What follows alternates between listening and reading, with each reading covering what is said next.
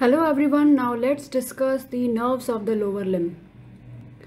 So as we know that the nerves of the lower limb, they arise from the lumbosacral plexus. So anteriorly we have the femoral and obturator nerve, and posteriorly we have sciatic nerve. So this is the lumbosacral plexus, and L2, L3 and L4 nerve roots give rise to femoral nerve, which innervates the anterior thigh muscles, which include quadriceps femoris, pectineus, sartorius and iliacus. Obturator nerve also arises from the L2, L3 and L4 nerve roots, but it innervates medial thigh muscles, which include adductor brevis, longus magnus, gracilis and obturator externus. Whereas sciatic nerve, which is the largest nerve in the body, it arises from the lumbar and sacral nerve roots, and it innervates posterior thigh muscles and all muscles below the knee. So posterior thigh muscles which are innervated by sciatic nerve are biceps femoris, semimembranosus and semitendinosus, and hamstring component of the adductor magnus. So the adductor component of adductor magnus is innervated by obturator nerve, whereas the hamstring component of the adductor magnus is innervated by sciatic nerve. So these nerves supply the nerves that supply particular group of muscles, they perform similar function. Like anterior thigh muscles, they are responsible for the flexion of thigh. Obturator nerve supplied medial thigh muscles are responsible for the adduction of the thigh, and the posterior thigh muscles, they are responsible for the extension of the thigh. And all muscles below the knee joint are innervated by the sciatic nerve. The sciatic nerve has two components, tibial and the peroneal component. Now let's see the sciatic nerve first. So this is the complete course of sciatic nerve in the posterior aspect of the lower limb. So it starts from the lumbosacral plexus, it exits the pelvis through the greater sciatic notch. Then in the thigh we can see the sciatic nerve has not divided in two components, but it has two components inside it, the tibial division and the peroneal division. Tibial division supplies the long head of biceps femoris, semimembranosus and semitendinosus, and hamstring component of adductor magnus, whereas the peroneal division, it innervates the short head of biceps femoris. Now let's see the course of sciatic nerve in the pelvis and thigh. So as we move down, this is the sciatic nerve. It is going anterior to piriformis muscle. So any kind of pathology in the piriformis muscle, hypertrophy or inflammation, can cause compression of sciatic nerve and it can lead to sciatica. So as we are moving down, the sciatic nerve has now entered the posterior aspect of the thigh. So here we can see it is located between two bony landmarks, which are ischial tuberosity and the greater trochanter. Now sciatic nerve is traversing the posterior aspect of thigh, and it supplies the posterior thigh muscles. As we are moving down, we can see sciatic nerve entering into the popliteal region, and now in the popliteal region it divides into two components. The tibial component stays midline, whereas the common peroneal nerve, it traverses laterally. So this was in the right limb. Now let's see the similar course in the left knee.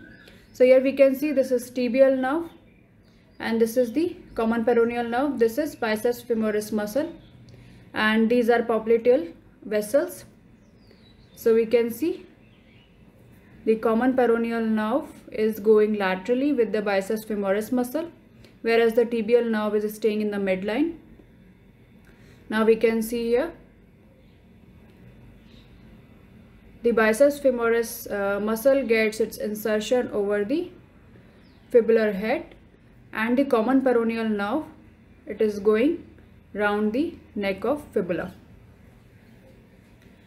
So here in the graphic we can see the sciatic nerve has divided into tibial nerve and common peroneal nerve. So tibial nerve supplies the posterior and deep compartment muscles, which are gastrocnemius, soleus, popliteus, and the tarsal tunnel muscles, which are tibialis posterior, flexor digitorum longus and flexor hallucis longus. Whereas the common peroneal nerve around the neck of fibula, it again divides into two parts. The deep peroneal component enters the anterior compartment of leg and it supplies the extensor digitorum longus, extensor hallucis longus, tibialis anterior and peroneus tertius. Whereas the superficial peroneal nerve, it stays in the lateral compartment and it supplies peroneus longus and peroneus brevis. So we can see here the common peroneal nerve is getting divided into deep peroneal nerve, which is entering the anterior compartment, and superficial peroneal nerve, which is staying in the lateral compartment. This is the graphic showing tarsal tunnel, where we can see the three tendons of the tarsal tunnel. This is tibialis posterior, flexor digitorum longus and flexor hallucis longus. And between the flexor digitorum and flexor hallucis longus, we can see posterior tibial artery and the tibial nerve.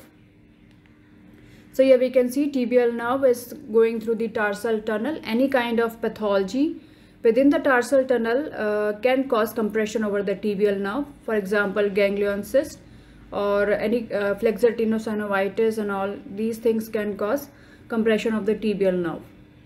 Then tibial nerve gives a branch, that is inferior calcaneal nerve, and finally it divides into medial and lateral plantar nerve, which enter the plantar aspect of foot and supplies the muscles located in the plantar aspect of foot. Now let's see the sequential MR images. This is the tibial nerve and these are the branches of common peroneal nerve. This is the superficial peroneal nerve and this is the deep peroneal nerve. So let's see their course. So the tibial nerve is located in the posterior compartment. Deep peroneal nerve is located in the anterior compartment, and superficial peroneal nerve, it lies anterior to the peroneus longus. And finally in the distal third of the leg, the superficial peroneal nerve, it enters the subcutaneous tissue after crossing the deep fascia. The tibial nerve, it moves medially and it then enters the tarsal tunnel, whereas the deep peroneal nerve, it remains anterior. Here we can see the deep peroneal nerve is moving anterior to the tibia, and the tibial nerve, it is now seen in the tarsal tunnel. Here we can see the tibialis posterior tendon, flexor digitorum longus and flexor hallucis longus, and this is the tibial nerve. This is Achilles tendon and this is the deep peroneal nerve. Here we are seeing the tibial nerve. Now let's see the femoral nerve. So femoral nerve enters the thigh after crossing the inguinal ligament, deep to the inguinal ligament, along with the femoral artery and vein. So we can see their relationship in the form of this mnemonic, which is VAN. So V stands for vein, artery and nerve. So femoral vein lies medial, then femoral artery is in the midline and femoral nerve is the lateral most part. So this is in the right limb, and similarly on left side we can see vein lies medially, then comes the artery and then comes the femoral nerve. And femoral nerve gives off the saphenous nerve branch, which is basically a sensory nerve, and it enters the adductor canal through the femoral artery and vein, along with the femoral artery and vein. So femoral nerve supplies the anterior thigh muscles, which are quadriceps, pectineus, iliacus and sartorius, and they are all responsible for flexion of the thigh. So here we can see this is femoral nerve. It is moving out of the pelvis deep to the inguinal ligament and entering into the thigh. Here we can see this is femoral vein, this is femoral artery, and this is the femoral nerve. Now let's see the obturator nerve. Obturator nerve is a deep-seated nerve which is basically located inside the pelvis. Then it exits the pelvis to the obturator foramen, as the name indicates, and then it divides into the anterior and posterior division. An obturator nerve supplies the medial thigh muscles which are responsible for adduction of the thigh. So this is obturator nerve, which is closely related to the obturator internus muscle. Then we can see it is exiting the pelvis through the obturator foramen, and now it is dividing into the anterior and posterior division. Now comes the lateral femoral cutaneous nerve, which is a sensory nerve, and it is closely related to the anterior superior iliac spine. It lies deep to the inguinal ligament, and any kind of compression over here can lead to myalgia paresthetica. So lateral femoral cutaneous nerve supplies the lateral aspect of thigh. So when this nerve is compressed, it leads to severe pain, tingling and paresthesia in this area, and this pathology is known as myalgia paresthetica.